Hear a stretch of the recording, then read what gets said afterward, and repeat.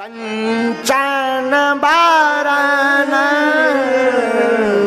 विराज सुबेसा, कंचन बरन विराज सुबेसा, विराज सुबेसा, विराज सुबेसा। सुंदर भेष।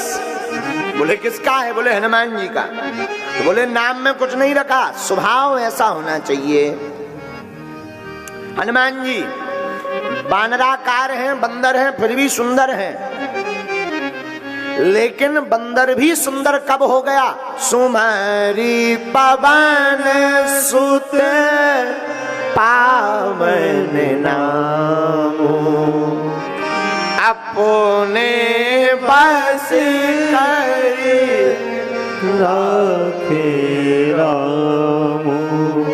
हनुमान जी सुंदर हो गए। बोले कब? बोले पावन नाम जप करके श्री हनुमान जी सुंदर हो गए। इसलिए हनुमान जी के लिए गोस्वामी जी लिखते कंचन बरन विराज सुबेसा। हनुमान जी का सुंदर वेश है, बंदर होते हुए भी सुंदर है। अब आगे की पंक्ति क्या है? कानन कुंडल कुंचित केसा। यहाँ पर स्वरूप का वर्णन कर रहे हैं। बोले काननों में कुंडल है। अब कानन कुंडल क्या है? देखो, कानों का बढ़िया आभूषण अगर कोई हमसे पूछे तो हमारी दृष्टि में कानों का बढ़िया आभूषण तो भगवान की कथा है। और हनुमान जी के कानों में कुंडल इसलिए शोभा दे रहे क्योंकि हनुमान जी को रामचरित्र सुनवे को रसिया, इन कानों से सिर्फ भगवान की कथा सुनते हैं, इसलिए कानन कुंडल कुंचित केसा। बात भी सही है, जिन हरि कथा सुने नहीं काना, श्रवण रंद अहि भवन समान है। तो कानन कुंडल क्यों लिखा गोस्वामी जी ने हनुमान चालीसा में? बोले कानन कुंडल, कानों का कुंडल भगवान की कथा है। कुंचित केसा, ये कुंचित केसा का क्या वर्णन है? कानन कुंडल कुंचित केसा। कुंचित केस का अर्थ होता है घुंघराले बाल, मुड़े हुए बाल। और इसका अर्थ मानो क्या है? मानो गोस्वामी जी कहना चाहते हो कि हनुमान जी के बाल मुड़े हुए हैं, और मुड़े हुए इसलिए हैं क्योंकि वो जगत से राम जी की तरफ मुड़ गए हैं। और मुड़कर फिर जब घुंघराले बालों को कितना भी काटो वो हमेशा मुड़े रहते हैं। उसी प्रकार हनुमान जी को कोई कितना भी कुछ कहे वो हमेशा राम जी से जुड़े रहते हैं। इसलिए कानन कुंडल कुंचित केसा। ये गोस्वामी जी की हनुमान चालीसा की चौपाई सिद्ध हो गई।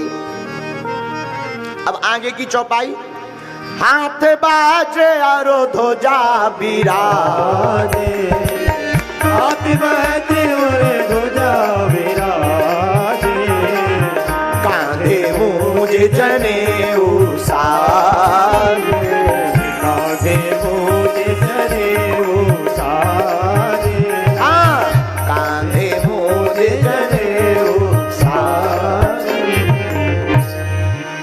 श्री हनुमान जी के हाथों में वज्र है। वज्र का अर्थ गदा, मुगदर। एक हाथ में मुगदर है, एक हाथ में पताका। तो मुगदर, मुगदर काल का प्रतीक है, काल समय का प्रतीक। और ध्वजा, बोले राम जी के कीर्ति की पताका हनुमान जी के हाथ में है। रघुपत कीर्ति विमल पताका, राम जी के नाम की महिमा जन जन तक पहुंचाने की पताका तो हनुमान जी के हाथ में है। इसलिए गोस्वामी जी लिख रहे हैं, हाथ वज्र और ध्वजा विराजे। हाथ में वज्र है श्री हनुमान जी के। ए हाथ वज्र और ध्वजा विराजे, ध्वजा विराजे, कांधे मूंज जनेऊ साजे। ए हा श्री राम जय जय राम, श्री राम जय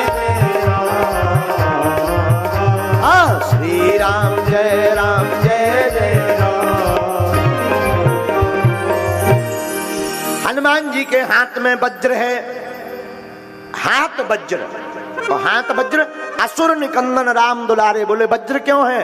बोले हनुमान जी असुरों का विनाश करने के लिए हाथ में मुगदर लेते हैं, इसलिए गोस्वामी जी ने आगे आप हनुमान चालीसा में पढ़ेंगे असुर निकंदन राम दुलारे, इसलिए हाथ में वज्र है। वज्र है काल, ये समय का प्रतीक है गदा, काल हाथ में है हनुमान जी के। मानो गोस्वामी तुलसीदास जी कहना चाहते हो राम जी के कीर्ति का पताका वही फहरा सकता है जिसके हाथ में समय होगा, जिसके हाथ में काल होगा। विचित्र, यहाँ पर आप लोग बैठे जरा सुनना, घड़ी सबके हाथ में है पर घड़ी किसी के हाथ में नहीं है। घड़ी तो सबके हाथ में है पर घड़ी किसी के हाथ में है क्या? किसी के हाथ में नहीं। वो तो जितना उसे बजना है सो बजना है, जब जो घड़ी में होना है सो होना है। तो घड़ी सबके हाथ में है पर घड़ी किसी के हाथ में नहीं है। लेकिन हनुमान जी ऐसे हैं जिनके हाथ में घड़ी भी है और घड़ी भी है, इसलिए हाथ में वज्र लिए हुए हनुमान जी। देखो समय समय पर होते हैं समय समय की बात, किसी समय का दिन बड़ा किसी समय की रात। समय समय पर होते हैं समय समय की बात, राम जन्म का दिन बड़ा और कृष्ण जन्म की रात। तो हनुमान जी के हाथ में मुगदर है वज्र गदा, क्योंकि वो काल को हाथ में लेकर चलते हैं। और रहे मन चुप हो बैठिए देख दिनन को फेर, और जब नी के दिन आएंगे तो बनत न लागे दे। इसीलिए तो रहीमदास जी कहते हैं कि जब बुरे दिन होवे तब चुप बैठ जाना चाहिए। बोलो सीताराम, जोर से बोलो। समय से करना चाहिए, समय से नहीं करोगे तो घाटा खाओगे। हनुमान जी का मुगदर प्रतीक है समय का। हनुमान जी जानते हैं कब उनको मुगदर उठाना है और कब उनको पताका लहराना है। लंका में गए तो मुगदर का प्रयोग किया, कथा में आते हैं तो पताका का प्रयोग करते हैं। रघुवत कीरति विमल पताका।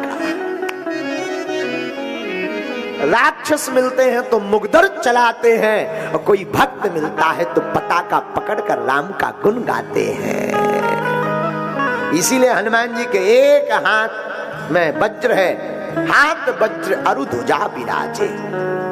एक हाथ में श्री हनुमान जी के ध्वजा है,